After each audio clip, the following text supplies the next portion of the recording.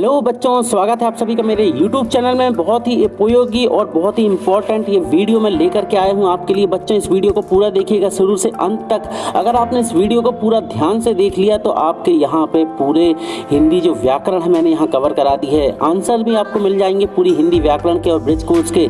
बहुत इंपॉर्टेंट पूरे प्रश्न मिलेंगे आपको इसमें। आपके जो हाफ ईयरली अभी एग्जाम हो रहे हैं या आपकी फाइनल एग्जाम है, जो भी क्लास 9 के हिंदी के स्टूडेंट हैं NCERT पैटर्न वाले, उन सभी बच्चों के लिए मोस्ट इंपॉर्टेंट वीडियो बना करके मैंने यहाँ पे प्रस्तुत किया है। इस वीडियो को जरूर देखिएगा। और हाँ, अगर आप ये वीडियो देख रहे हैं तो प्लीज़ कॉपी पेन भी अपने साथ में रखें, क्योंकि आपको अगर ये वीडियो देख रहे हैं तो इंपॉर्टेंट प्रश्न जरूर नोट करते जाइएगा और उसको समझते जाइएगा। मैं यहाँ पे बहुत अधिक मात्रा में कोशिश करूँगा कि आपको समझा दूँ सारे प्रश्नों को। और वीडियो अगर पसंद आए तो प्लीज़ जरूर वीडियो को लाइक कर दीजिएगा। शुरू करते हैं। दीपेंद्र सर आपके लिए लेकर क्या है हिंदी का मोस्ट इंपॉर्टेंट क्वेश्चन। तो पहला हमारा जो टॉपिक स्टार्ट होगा यहाँ पे आ रहा है वार्षिक परीक्षा के हिसाब से ब्रिज कोर्स। तो ब्रिज कोर्स देखेंगे इकाई 1, इसमें बता रहे हैं ब्रिज कोर्स से 10 अंक आवंटित किए गए हैं। ये पूरा सेटअप दिया जा रहा है। कैसा दिया जाएगा? 2-2 अंक के प्रश्न आएंगे, 3-3 अंक के 2 प्रश्न आएंगे, ऐसे 5 अंक का एक प्रश्न पूछ लिया जा सकता है। तत्सम तद्भव आया पहला प्रश्न। तत्सम तद्भव को पहचान करके लिखिए। हस्त, मिट्टी, साग। तो यहाँ देखिए सारणी में मैंने पूरा बता दिया तत्सम शब्द क्या है, तद्भव क्या है। तत्सम और तद्भव के पूरे उत्तर हैं, आप देख लीजिए। स्क्रीनशॉट ले लीजिएगा वीडियो को और पूरा देख लीजिएगा। फिर है मुहावरों का अर्थ लिखकर वाक्य में प्रयोग कीजिए। अंगूठा दिखाना, तिल का ताड़ बनाना, आंखों में धूल झोंकना, अपना उल्लू सीधा करना और पेट में चूहे कूदना। 100 चूहे खाकर बिल्ली हज को चली, धोबी का कुत्ता घर करा, घाट का बंदर के जाने अदरक का स्वाद और किताबी कीड़ा होना, कोलू का बैल। यहाँ 10 मुहावरे हैं, इनके देखिए आप। उत्तरमाला है ऐन मौके पर मना कर देना, वाक्य में प्रयोग पहले वाले का। ठीक है, अब जैसे यहाँ पे स्पीड में मैं निकालता जा रहा हूँ वीडियो। तीसरा है धोखा देना, फिर है चौथा है स्वाद सिद्ध करना, फिर 7वां देखें जिसकी आदत ना हो कहीं का ना होना। ठीक है, 10वां है कोल्हू के बैल का। देखिए क्या होता है इसका? दिन रात परिश्रम करना, मतलब जीवन में सफलता नहीं मिलती। अशोक को कौन समझाए कि किताबी कीड़ा होने से जीवन में सफलता नहीं मिलती। जब देखो नंदलाल काम ही करता रहता, मानो है कोल्हू का बोल। खैर, इस तरीके से आप कर लीजिएगा, वीडियो लंबा ना हो जाए इसलिए मैं स्पीड में निकालते जा रहा। आप स्क्रीनशॉट ले लीजिएगा। फिर है प्रश्न आता है पेड़ पौधे हमारे लिए किस प्रकार फायदेमंद है, ब्रिज कोर्स से संबंधित है। तो और फिर है हमें अपने पर्यावरण को सुरक्षित रखने के लिए क्या क्या कदम उठाने चाहिए, आपको समझाना है। फिर तीसरा है हेलन केलर वाला पार्ट है कि हेलन केलर ने की तरह आप अगर किसी ऐसे व्यक्ति को जानते हैं उसकी विशेषताएं बतानी है। फिर सहायता से कहानी लिखनी है। ये है पेड़, आकाश, शेर, चिड़िया, घर, जंगल, फूल, तितली, बच्चे, धुआं। इस तरीके से आपको पूरा दिखाना। फिर निम्नलिखित शब्दों का वाक्य में प्रयोग कीजिए। कल्पना कीजिए कि आप मंगल ग्रह पर हैं। फिर कहानी निर्माण करना है। झील, पक्षी, पेड़ पौधे दिए गए, जीव जंतुओं की विशेषता लिखनी है, कुत्ता, बकरी, हिरण, ये सब पूरा। फिर 9वां है चारित्रिक विशेषताओं पर वाक्य बनाइए। गुस्सा, समझदार, दयालु, सहनशील, क्रूर। फिर 10वां है देखिए संधि बतानी है आपको। तथा धन है, तथैव में कौन सी संधि होगी, पौ धन अका पावक में कौन सी संधि होगी, सुधन आगत में स्वागत में कौन सी संधि होगी। फिर सुरेश, देवाला, ये सब। फिर संधि विच्छेद करने को आ सकते हैं। सरला, देवर्षि, नारीश्वर, निर्धन, यद्यपि। फिर अलंकार आ सकते हैं। अलंकार क्या है? कूके लगी कोयले, कदम, कंद बनी, बै पे बैठी फेरी। अनुप्रास अलंकार है इसमें कि कौन सा अलंकार, तो आपको बताना है यहाँ पे। देखिए का बार बार रिपीट हो रहा है इसलिए अनुप्रास अलंकार है, ये देख सकते हैं। फिर है पर्यायवाची शब्द, 2-2 पर्यायवाची बताने। हरि, हरि मतलब क्या होता है? भगवान, तो ईश्वर भगवान। भूमि का वसुधाधारा, माँ का माता जननी, भाई का भ्राता ता, तन का काया शरीर, धन का माया, अर्थ ये है। फिर आपको शुद्ध अशुद्ध वाक्य में कन्वर्ट करने थे। तो ये लिखा था प्रस्ताव। प्रस्ताव को शुद्ध रूप में कैसे लिखते हैं तो आपको बताना है। घृणा का कैसे लिखते, घृणा। शीर्षक, शीर्षक। सम्राट, सम्राट, इस तरीके से। फिर 15 है मुहावरे लिखिए और इन्हें अपने शब्दों में प्रयोग कीजिए। नाक, कान, हाथ, हड्डी, सिर, पैर, मुंह, इस तरीके से नाक से जुड़ा कोई मुहावरा बता देना। ठीक है, फिर उसके बाद अपने स्वाद, जैसे नाक वाले में क्या होगा, नाक कटवाना। ये सब पूरे प्रश्न देख लीजिएगा, कौन सा आपने अच्छा काम किया ये सब बता देना है। वीडियो लंबा ना हो जाए, स्क्रीनशॉट लेते जाइए और आप इसको तैयार कर लीजिएगा। फिर आते हैं पत्र लेखन। पत्र लेखन कैसे लिखने हैं तो बेटा पत्र लेखन में 5 अंक मिलते हैं। सबसे पहले आपको प्रारूप में ऊपर प्रति लिखना है। फिर श्रीमान लिखने में 1 अंक है। श्रीमान जैसे प्राचार्य महोदय या जो किसको भी।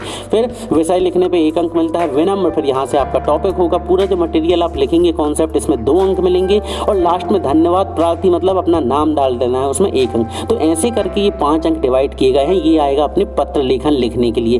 ठीक है, पत्र लेखन। पत्र 2 प्रकार के होते हैं, एक औपचारिक, अनौपचारिक। अब दूसरे टाइप का एक और है पत्र, वो देख सकते हैं अनौपचारिक पत्र। इसमें ये है जो आपके रिश्ते नातेदारों किसी को देख रहे हैं तो सबसे पहले ऊपर क्या लिखेंगे, पूज्य या पूजनीय, पिताजी, आदरणीय पिताजी, जिसको भी। फिर यदि मित्र है तो मित्र को लिखेंगे प्रिय मित्र सुरेश, प्रिय अनुज, दिनेश, जो कुछ भी नाम हो आप वो लिख सकती है। फिर अभिवादन लिखेंगे आप। अभिवादन मतलब अभिवादन के लिए महोदय जी या सादर चरण स्पर्श, ठीक है। फिर संपूर्ण विषय वस्तु लिखनी है कि आगे समाचार यह है कि मैं यहाँ कुशल पूर्वक हूँ, आशा करता हूँ आप भी कुशल पूर्वक होंगे। पिछले दिनों मेरी बहन की शादी सेट हो गई है, मतलब तय हो गई है, जिसमें आपको आमंत्रित करना है। ये सब जो कुछ भी लिखना हो आप लिख सकते हैं। इसमें 2 अंक है, फिर लास्ट में प्रेषक का नाम लिख दोगे तो 1 अंक मिल जाएंगे। ठीक है बच्चों, ये पत्र कंप्लीट हो गए। इसके बाद देख लीजिए ये इंपॉर्टेंट पत्र हैं, ये आ सकते हैं आपको लिखने के लिए। कौन से? विद्यालय के प्राचार्य को अवकाश हेतु आवेदन पत्र लिखने, विद्यालय के प्राचार्य को शाला शुल्क मुक्ति वाला, फिर स्थानांतरण प्रमाण पत्र और बुक बैंक से पुस्तकें प्राप्त करनी है तो आवेदन पत्र। इसका वीडियो मैं बना के डाल चुका हूँ, आप देख सकते हैं पत्र कैसे लिखते हैं। ठीक है बच्चों, पुराने वीडियो देखिए, उसमें मिल जाएंगे आपको।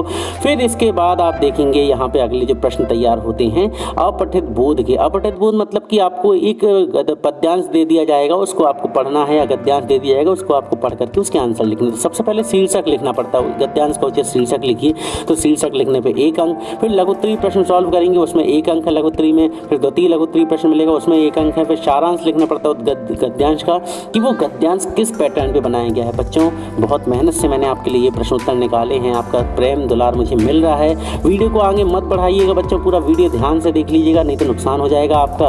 हमारा तो कुछ नहीं, हमने तो आपको इंपॉर्टेंट क्वेश्चन दे दिए हैं। अभी इसका एक सेकंड पार्ट में दूंगा जिसमें मोस्ट इंपॉर्टेंट प्रश्न उत्तर होंगे आपके पाठों से जुड़े, आप ये देख लीजिए। अभी ये वीडियो पसंद आए तो लाइक कर दीजिएगा, और अगर आप नए हैं चैनल को सब्सक्राइब नहीं किए सब्सक्राइब भी कर लीजिएगा। आप देखिए यहाँ इंपॉर्टेंट क्वेश्चन ये आए हैं।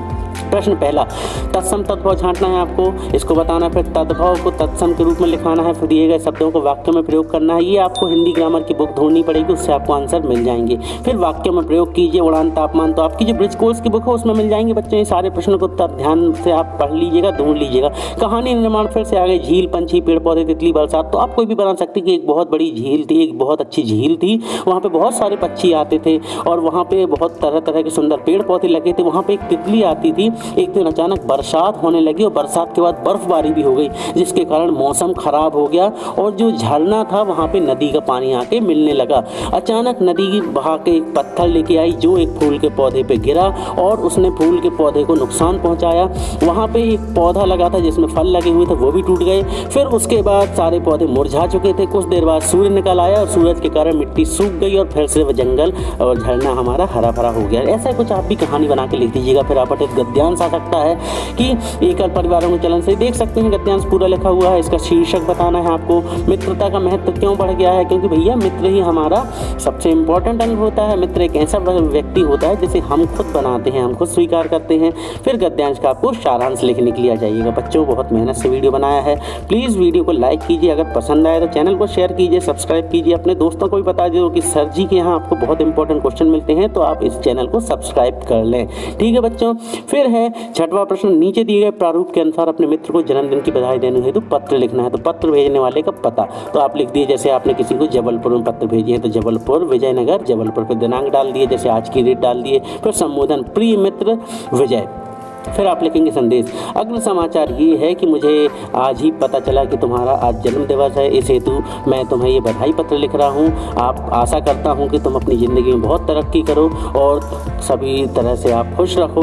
और फिर आगे पूरा लिखने के बाद आप पत्र प्राप्त करने वाले के संदर्भ में लिख देना, संबंध में जानकारी, और फिर पत्र लिखने वाले का नाम, मतलब आप अपना नाम लिख दीजिएगा। ठीक है बेटा, आपको कॉन्ग्रेचुलेशन करना है बच्चे को, अपने फ्रेंड को, तो आप कर दीजिएगा। फिर आए मुहावरे। मुहावरे की परिभाषा आप देख लीजिएगा, मुहावरा क्या होता है, ये पूरी परिभाषा लिखी हुई है। उदाहरण दे रहे हैं कुछ मुहावरे के, अपना उल्लू सीधा करना मतलब कि अपना स्वार्थ सिद्ध करना। वाक्य में प्रयोग कैसे करेंगे? आजकल प्रत्येक व्यक्ति अपना उल्लू सीधा करने में लगा है, जैसे कि अभी मैं भी अपना उल्लू सीधा करने में लगा हूँ और आप भी मेरे द्वारा अपना उल्लू सीधा कर रहे हैं। हम दोनों एक दूसरे का उल्लू सीधा कर रहे हैं, अर्थात एक दूसरे के स्वार्थ में काम आ रहे हैं। फिर अंकुश रखना, नियंत्रण में रखना मतलब मोहन की माँ उस पर सदैव अंकुश रखती है, हमें हमारी बोलचाल पर हमेशा अंकुश लगाना चाहिए। लोकोक्ति, लोकोक्ति मतलब लोक की उक्ति, मतलब कि जनता में प्रचलित कथन।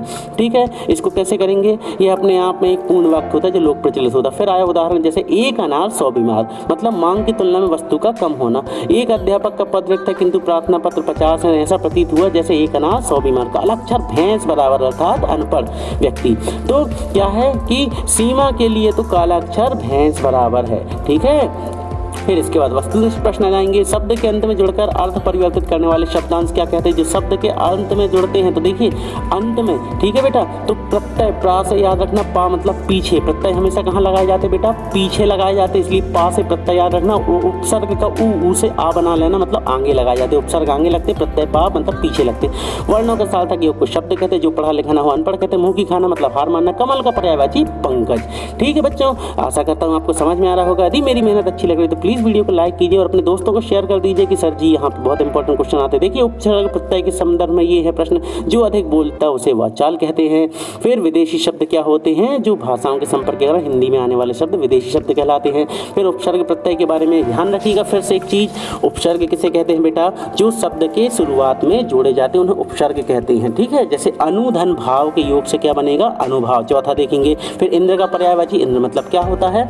इंद्र मतलब हो जाएगा सुरपति। ग्राम का तद्भव गांव, दांत खट्टे करने का क्या हो जाता है? परास्त कर देना। फिर भूमि का हो जाएगा धरा। फिर एक वाक्य एक शब्द में उत्तर, तो पत्थर की लकीर मुहावरे का क्या अर्थ है इसको आपको बताना है, मतलब अमिट। गगन का पर्यायवाची क्या हो जाएगा? आकाश। कलाकार शब्द में कौन सा प्रत्यय है? कलाकार। प्रत्यय कहाँ लगते हैं बेटा? पीछे, तो उसमें आएगा कार। ठीक है। फिर असफल शब्द में उपसर्ग, तो असफल मतलब उपसर्ग कहाँ लगते हैं? आगे, मतलब आ हो गया। ठीक है बेटा। फिर दही का तत्सम बताना, तो दही हो गया। मुहावरे लोकोक्ति में अंतर, मोस्ट इंपॉर्टेंट क्वेश्चन जरूर कर लीजिएगा, स्क्रीनशॉट ले लीजिएगा, पूरे प्रश्न उत्तर आप तैयार कर लीजिएगा। ग्रामर वाला पोर्शन है, इसको भूल कर भी छोड़िएगा मत। फिर आ गए आपके पर्यायवाची शब्द, तो ये देखिए आप लिखा हुआ है, अब आपको छांटना है इसमें। ठीक है, तो आप देख लीजिएगा। सुधा का क्या होगा पर्यायवाची? विश्व का क्या होगा? आप ढूंढ लीजिएगा। आप बता रहा हूँ मैं, आपके पास जो भी ग्रामर की बुक हो, हिंदी ग्रामर की बुक शिवलाल की आती है, हिंदी पराग आती है, बहुत सारी आती हैं हिंदी पराग की, हिंदी ग्रामर की जो भी बुक हो उसमें आप देख लीजिएगा, और नहीं तो आपके ब्रिज कोर्स में तो मिल ही जाएंगे। ठीक है बच्चों। फिर आए उपसर्ग प्रत्यय। उपसर्ग प्रत्यय के बारे में बार बार बोल दूँ, उपसर्ग कहाँ लगते हैं? आगे। प्रत्यय कहाँ लगते हैं? पीछे लगते हैं। ठीक है बच्चों। इसके बाद हम देखेंगे अगले प्रश्नों के बारे में। प्लीज़ वीडियो को लाइक कर देना यदि पसंद आए तो। फिर हम बात करेंगे अगले प्रश्न जो आ रहे हैं, इसकी बात करेंगे। यहाँ देखिएगा कि रिक्त स्थान में 3 पर्यायवाची शब्द आपको खोज करके लिखने हैं। जैसे कमल का पर्यायवाची होगा, क्या होगा? पंकज। उसके अलावा क्या होगा? जलज हो जाएगा। उसके अलावा क्या हो जाएगा? सरोज हो जाएगा। इस तरीके से आपको ढूंढ ढांड के लिख देना है।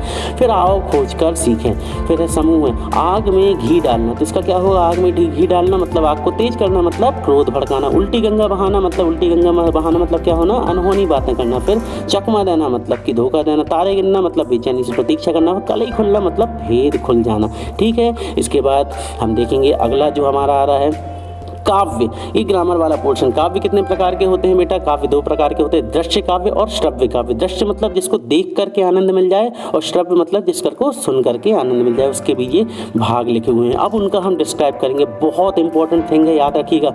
मुक्तक काव्य 2 प्रकार के होते हैं, पाठय मुक्तक, गीव मुक्तक। यहाँ पे आपका जो इंपॉर्टेंट क्वेश्चन बन रहा है, मोस्ट इंपॉर्टेंट, ये है महाकाव्य एवं खंड काव्य में अंतर। महा मतलब महान काव्य। ठीक है। महाकाव्य में जीवन के समग्र रूप का वर्णन किया, महान चीज है मतलब पूरा जीवन बता दिए। खंड काव्य मतलब खंड से मिलकर बना, छोटे छोटे खंड से। ठीक है।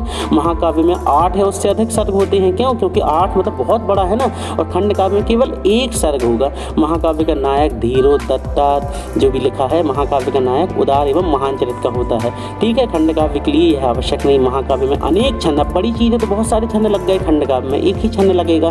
फिर महाकाव्य का नायक कैसा होता है? शांत, वीर एवं श्रृंगार रस में किसी एक रस की प्रधानता होती है। खंड काव्य में श्रृंगार और करुण रस की प्रधानता होती है। फिर प्रमुख महाकाव्य के नाम लिखे हैं, देख सकते हैं, रामचरितमानस, साकेत, पद्मावत और कामायनी। खंड काव्य में दे दिया गया है पंचवटी, जयद्रथ, सुदामाचरित, तुलसीदास। फिर इसके बाद एक वाक्य में उत्तर दीजिए, महाकाव्य का कथा वस्तु कलेवर कैसा होता है? तो कैसा होता है बेटा? विस्तृत होता है। गोस्वामी तुलसीदास जी के प्रमुख महाकाव्य तो कौन सा है? रामचरितमानस। फिर एक खंड काव्य का नाम बताना है, तो खंड काव्य पंचवटी लिख दीजिए। फिर आचार्य विश्वनाथ के अनुसार क्या है काव्य की परिभाषा? रसात्मक वाक्यम काव्यम। रसयुक्त वाक्य को ही काव्य कहते हैं। काव्य के कितने भेद होते हैं बेटा? 2 होते हैं, दृश्य काव्य और श्रव्य काव्य। प्रबंध काव्य के कितने भेद होते हैं? तो अभी आप पीछे जो आपका वीडियो निकल गया उसको बैक करके आप देख सकते हैं, वहाँ डिस्क्रिप्शन दिया था। फिर लिखा खंड काव्य में अनेक सर्ग होते, सत्य सत्य बताना है। इस तरीके से आपको ये देख लेना है। फिर रिक्त स्थान की पूर्ति कीजिए। तो काव्य काव्यता के बाह्य स्वरूप का संबंध किस पक्ष से है? अनुभूति अभिव्यक्ति। तो अभिव्यक्ति हो जाती है, ठीक है, अनुभूति भी हो जाती है, जो भी है आप देख लीजिएगा। फिर रस आ गए। तो रस क्या है? किसी काव्य को सुनने पढ़ने या देखने से श्रोता के मन में जो आनंद की अनुभूति होती है उसे हम रस कहते हैं। उदाहरण दिए हैं। रस के 4 अंग होते हैं, स्थायी भाव, विभाव, अनुभाव और संचारी भाव। अब रस के अंग जो हुए हैं तो विभाव के 2 अंग होते हैं, देख लीजिएगा। फिर रस के प्रकार 10 प्रकार होते हैं। श्रृंगाक, वीरो, भवि, अशावा। इस पॉइंट को आप याद कर लीजिएगा। श्रृंगाक, वीरो, भवि, अशावा जो यहाँ लिख करके आ रहा है। श्रृंगार रस, हास्य रस, करुण रस, रौद्र रस, भवि, अशावा, मतलब पूरा है, छोटे छोटे पॉइंट। अब सबसे पहले आई श्रृंगार रस की परिभाषा। श्रृंगार मतलब जहाँ प्यार मोहब्बत की बात हो जाए, ठीक है। तो किसी काव्य, देखो ये परिभाषा के अलावा भी आप मेरी परिभाषा लिख सकते हैं। किसी काव्य को पढ़ने देखने सुनने से श्रोता के मन में रति का भाव जागृत हो तो उसे श्रृंगार रस कहते हैं। जैसे राम को रूप निहारत जानकी कंचन के नग की परछाई, या तो सबे सब भूल गई कर टेक रही पलटारत नाही। ये लिख दीजिएगा आप। श्रृंगार रस 2 प्रकार के होते हैं, संयोग और वियोग। प्यार में 2 प्रकार की बातें होती हैं, एक प्यार में निकटता वाली और एक बिछड़ने वाली, ठीक है। फिर संयोग श्रृंगार का उदाहरण है, वियोग श्रृंगार का उदाहरण वीर रस। वीर रस किसी काव्य को हृदय के हृदय में स्थित उत्साह नामक स्थायी भाव का जब विभाव, अनुभव तथा संचारी भाव से संयोग होता है तब वहाँ वीर रस होता है, ठीक है। वीर रस मतलब वही बुंदेले हरबुलों के मुंह हमने सुनी कहानी थी, या फिर सरफरोशी की तमन्ना हमारे दिल में है, और गुरु देखा है जोड़ कितना बाजू एक कातिल में है, ठीक है बच्चों, इस तरीके से। फिर आया प्रश्न क्रमांक हमारा इसी में, पॉइंट नंबर 30 है। शांत रस मतलब ये गंभीर, धीरे हो गए, शांत हो गए, उसका उदाहरण देख लीजिएगा। फिर रौद्र रस मतलब गुस्सा आ रहा है बहुत ज़्यादा, तो उसका श्री कृष्ण के सुनकर वचन अर्जुन क्रोध से जलने लगे, तब क्रोध अपना भूल कर कलतल युगल भरने लगे, ठीक है। फिर विभत्स रस मलने लगे, विभत्स रस है। फिर शाहृदय के हृदय में स्थित घृणा, एक ही पॉइंट बार बार दे रहा, शाहृदय के हृदय में, शाहृदय के हृदय में। उसके बाद आपको रति और जो कुछ भी स्थायी भाव है वो नोट करना है और आपको इसको लिख देना है। नोट कर लीजिएगा, स्क्रीनशॉट लीजिएगा आप लोग और इसको तैयार कर लीजिएगा। भयानक रस, ठीक है। फिर अद्भुत रस। फिर करुण रस। करुण रस मतलब जहाँ शोक उत्पन्न हो जाए, ठीक है। तो शोक उत्पन्न मतलब दुख हो गया, तो देखी सुदामा की दीन दशा, करुणा करके करुणा निधि रोए, पानी परात को हाथ छुओ नहीं, नैनन के जल सो पग धोए। मतलब सुदामा की स्थिति देख के भगवान श्री कृष्ण दुखी हो गए और उसके पैर धोने के लिए जब वो आगे बढ़े तो इतने ज़्यादा आंसू निकले भैया कि बिना पानी लगाए आंसुओं से उसके पैर धुल गए। फिर हास्य रस। हास्य रस तो है मतलब जहाँ हंसी आ जाए, तो क्या है, कहा बंदरिया ने बंदर से चलो नहाए गंगा, बच्चों को घर में छोड़ेंगे होने दो हुड़दंगा, ठीक है बच्चों, तैयार कर लीजिएगा। हास्य रस मजेदार होता है, ठीक है। फिर वात्सल्य रस जहाँ पे छोटे बच्चों के प्रति प्रेम आ जाए, हालांकि 10वां रस को हटा दिया गया, फिर भी आप पढ़ लीजिएगा, यहाँ पे मैंने आपको दे दिया है। एक लिख दीजिएगा उदाहरण, धमक चलत रामचंद्र बाजत पैजनिया। अब ये कुछ प्रश्न हैं, इनको देख लीजिएगा। रस की परिभाषा, वीर रस का उदाहरण, शांत रस, वात्सल्य रस, रस के प्रकार, रस के अंग। अगर आपके पास कोई बुक है उससे आप पढ़ना चाहें तो उसकी भी आप परिभाषाएं कर सकते हैं। मेरे यहाँ पे जो था तो मैंने आपको उपलब्ध करा दिया बच्चों। इसके बाद आई छंद की परिभाषा। तो कविता के शाब्दिक अनुशासन का नाम छंद है। छंद की परिभाषा क्या है कि जिस काव्य में वर्ण, मात्रा, वर्ण जो कुछ भी लिखा है आप देख लीजिएगा, ठीक है। ये हो गई हमारी छंद की परिभाषा। आ सकते हैं ये ग्रामेटिकल पोर्शन, इसलिए मैं यहाँ दे रहा हूँ। बच्चों मेरी मेहनत पसंद आए तो प्लीज़ वीडियो को लाइक कर देना, शेयर कर लेना, सब्सक्राइब कर लेना। अब यहाँ छंद के ये है यगण, मगण, तगण, रगण, जगण, बगण, नगण, सगण, ठीक है, कर लीजिएगा। अच्छा है, जो कुछ भी है लिखा हुआ है। गति, यति, गति, तो सबकी परिभाषा दे रहा हूँ। फिर यहाँ पर छंद के 2 भेद होते हैं, मात्रिक और वार्णिक। मात्रिक मतलब जो मात्रा के ऊपर आधार होता है, जिस छंद की गणना मात्रा के आधार पर होती है उन्हें मात्रिक छंद कहते हैं। फिर वार्णिक जो वर्णों के आधार पर, जिसकी रचना वर्णों के आधार पर की जाती, जिसकी गणना उसे वार्णिक छंद कहते हैं। अब देखिए यहाँ चौपाई छंद, चौपाई 4 गुणे 4, 4 पाई मतलब 4 गुणे 4 मतलब 16। तो इसके प्रत्येक चरण में कितनी मात्राएं होती हैं बेटा? 16 मात्राएं होती हैं। ये है वर्षा विगत शरद ऋतु आई, लक्ष्मण ने देखा हूँ परम सुहाई, फूल एक आंच सकल मही छाई, जनु वर्षा कृत प्रकट बुढ़ाई। फिर दोहा छंद आ गया। तो दोहा में आप देख लीजिएगा 13 मात्राएं होती हैं, ठीक है। मेरी भव बाधा हरो, वही लिख लेना आप, मंगल भवन मंगलहारी, द्रवहु दशरथ, ये सब लिख दोगे चल जाएगा, ठीक है बेटा।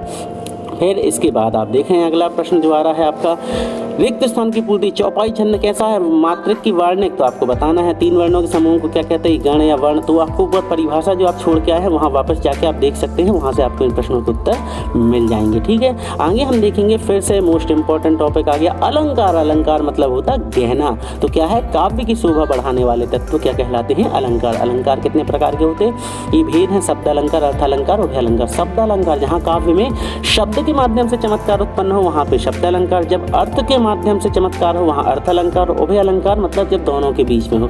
शब्द अलंकार क्या होते बेटा, जैसे सीधे शब्द बोलेगे, हम तुम्हें उठा कर पटक दे अभी तो सीधी सीधी बात। और अर्थ अलंकार भैया यार हम ऐसा ना हो जाए कुछ कि हम आपके साथ कुछ गलत कर बैठे, तो वो हो गया अर्थ अलंकार। देखिए एक में सीधे सीधे दम दे रहे हैं और एक में घूम फिर के दम दे रहे, तो वही है शब्द अलंकार जब सीधे शब्द से हो, फिर अर्थ अलंकार जहाँ अर्थ हो। अब इनके आप प्रकार देख लीजिएगा। अनुप्रास अलंकार जब एक ही वर्ण बार बार आए, यमक अलंकार, श्लेष अलंकार, उपमा, रूपक, उत्प्रेक्षा।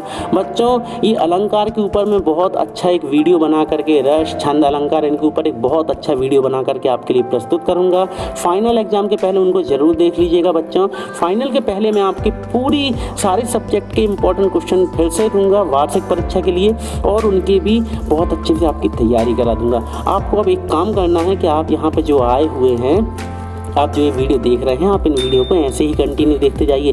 और अब आप सर से जब जुड़ गए हैं तो आपको हमेशा क्या करना है कि मेरे वीडियो का आप वेट करते रहा कीजिए, कि क्योंकि मैं कुछ ना कुछ दिन में कोई ना कोई अच्छा वीडियो अपलोड कर देता हूँ। तो मेरे वीडियो जरूर देखते रहिएगा, क्योंकि आपके फाइनल एग्जाम की तैयारी मैं आप करा दूँगा।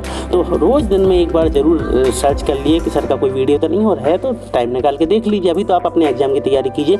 अब ये अलंकार के भेद शब्द अलंकार। अब अनुप्रास अलंकार, जब काव्य में कोई एक ही बात बार बार रिपीट हो, एक ही शब्द, जैसे कि रघुपति राघव राजा राम, देखो रा रा रा रा रा, फिर एक और आता है, ठीक है, चंदू के चाचा ने चंदू की चाची को चांदनी रात में, वो एक कई एग्जाम्पल है। कनक कनक कैसोगुनी, वो तो अलग चीज़ हो गई, ठीक है। तो अनुप्रास अलंकार क्या होता है, जब एक ही बात आ जाए, ठीक है, नन्ना नन्ना नारे नारे, वही नाना नाना आ गया। फिर यमक अलंकार है, श्लेष अलंकार है, अर्थ अलंकार आ गया। फिर अर्थ अलंकार क्या है, तो ये सारे अलंकार जितने मैं पढ़ा रहा हूँ इन सबकी डेफिनेशन आपके सामने आ रही है। इसको आप तैयार कर लीजिएगा और इसको अच्छे से नोट कर लीजिएगा एक कॉपी पेन लेकर के, ठीक है। फिर इसके बाद आती है बारी उपमा अलंकार, रूपक अलंकार की। तो उपमा अलंकार, रूपक अलंकार की परिभाषा यहाँ पे लिखी हुई है बच्चों। अगर कई लोग को लगता है कि पर्सनल आपको मुझसे जुड़ना है, मुझसे वीडियो चाहिए कुछ भी चीज़ के, तो उसके लिए मतलब मेरा थोड़ा सा चार्ज लगेगा आपको। अगर आप चाहते हैं कि मुझसे कुछ आप पर्सनल पाना चाहते हैं तो आपको प्रति सब्जेक्ट का हम चार्ज बाद में बता देंगे, तो आप मुझसे पर्सनल आप अपने पास ले सकते हैं। तो जैसे भी आपकी इच्छा हो, मैं तो अभी यहाँ पर फ्री में प्रोवाइड कराता हूँ। मगर आपको जैसे कोई चीज़ चाहिए, जैसे अभी यही पूरे हिंदी वाले इंपॉर्टेंट के सारा कुछ आपको PDF में चाहिए है, तो आपको मुझे कुछ चार्ज देना पड़ेगा, उसके बाद मैं आपको ये प्रोवाइड करा दूंगा। खैर वो बात ना करें, अभी अपन देख लें, सही विकल्प चुन करके लिखना है। जहाँ एक शब्द बार बार आए तो कौन सा होता बेटा, अनुप्रास अलंकार। फिर पीपर पात सरिस मंडोला, इसमें कौन सा अलंकार हो जाएगा, आपको ढूंढ के लिखना है। जब एक ही शब्द के दो से अधिक अर्थ हो जाए, जब एक ही बात के दो अर्थ आ जाए, है ना, तो जैसे कनक कनक चिपका हुए, जैसे कौन सा, श्लेष अलंकार। खैर आप देख लीजिएगा। अब आए यहाँ पे उचित शब्द सुन करके कीजिए। अलंकारों के अनावश्यक प्रयोग कविता के सौंदर्य को क्या करते हैं, वृद्धि करते या बाधित कर देते। अनावश्यक मतलब बाधित कर देंगे, ठीक है, बिगाड़ देंगे। ज़्यादा मेकअप कर लोगे तो चेहरे की सुंदरता खराब हो जाएगी। वैसे ही अलंकार, अब ज़्यादा ज्वेलरी पहन लोगे तो चेहरा उटपटांग टाइप का लगने लगेगा, तो बाधित कर देते। फिर उपमेय का उपमान आरोप काय में कौन से अलंकार में होता है, तो ठीक है देख लीजिएगा आप इनको, पूरे प्रश्न लिखे हुए। यमक श्लेष में अंतर, जितने भी प्रश्न दे रहा हूँ बच्चे इनको तैयार कर लीजिएगा। ये ग्रामर वाले पोर्शन है और आपके जो प्रश्नोत्तर से संबंधित वीडियो है, अभी इसके वीडियो के बाद आपके लिए जारी किया जाएगा, ठीक है। अभी आप इतनी तैयारी कर लीजिए, ये ज़्यादा इम्पोर्टेंट है। इसमें अभी कुछ चीज़ें हमने छोड़ दी है।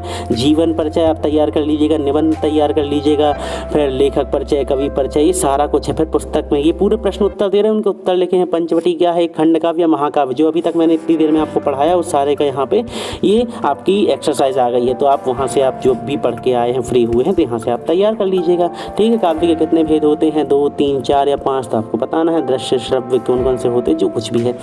फिर तुलसीदास कौन से काल के कवि हैं, ठीक है। अभी मैंने हिंदी में बहुत सारा छोड़ दिया है, क्या है, वीडियो लंबा हो जाता। आपके फाइनल एग्जाम के पहले मैं आपको एक मज़ेदार वीडियो बना के आपसे एक ही बात मैं कहना चाहता हूं कि अगर आप मेरे चैनल पे आ गए हैं तो अब आप हमेशा आपको एक काम करना है कि मेरे चैनल पे चाहे जब तक आपको सर्च करते रहना है, हर एक दिन में आपको सर्च करना है, दिन में एक बार कम से कम कोशिश कर लीजिएगा, ताकि आपको मेरे आने वाले नए वीडियो भी मिलते जाएँ। वीर रस की परिभाषा उदाहरण दे रहे हैं, तो वीर रस के उदाहरण वही है, सरफरोशी की तमन्ना हमारे दिल में हास्य रस मतलब हनुमान की पूंछ में लगन ना पाई, आगे अलंकार है, अतिशयोक्ति अलंकार, मगर आप यहाँ हास्य रस में भी आप लिख सकते हैं। ठीक है, फिर आए मोस्ट इम्पोर्टेंट एक और चीज़, कहानी उपन्यास में अंतर। तो कहानी क्या होती है, छोटी सी होती है, घंटे आधे घंटे में खत्म हो जाती है। उपन्यास बहुत बड़े होते हैं तो कहानी छोटी होती है, उपन्यास बड़ा होता है। कहानी में एक घटना होती है, उपन्यास में अनेक घटना होती।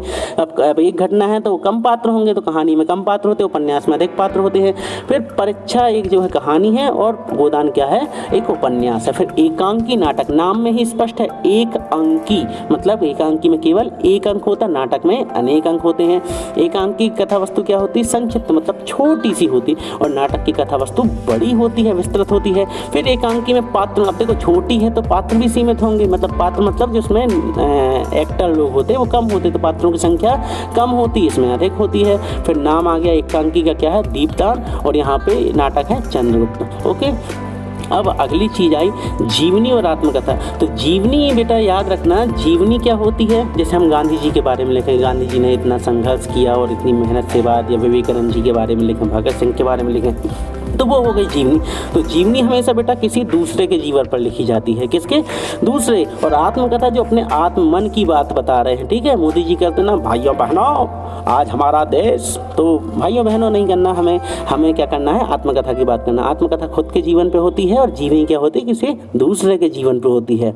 ठीक है बच्चों, इस तरीके से ये हो गए। अब हम इसके बाद हम आपको एक चीज़ बता दें कि इसके बाद यहाँ पे देखिए उत्तर आ रहे, प्रश्न उत्तर आ रहे हैं। अभी कुछ देर बाद आप लोगों के लिए, जो हाफ ईयरली के स्टूडेंट हैं ध्यान से सुने, कुछ देर बाद आपके लिए इंपॉर्टेंट क्वेश्चन वाला भी प्रश्न पत्र आ जाएगा, तो आप उनको भी कर लीजिएगा। तब तक अपने दीपेंद्र सर को इजाज़त दीजिए, चलता हूँ। ठीक है, बहुत जल्द मिलेंगे फिर से अपने नए वीडियो के साथ, तब तक के लिए पढ़ते रहिए, बढ़ते रहिए। Good bye.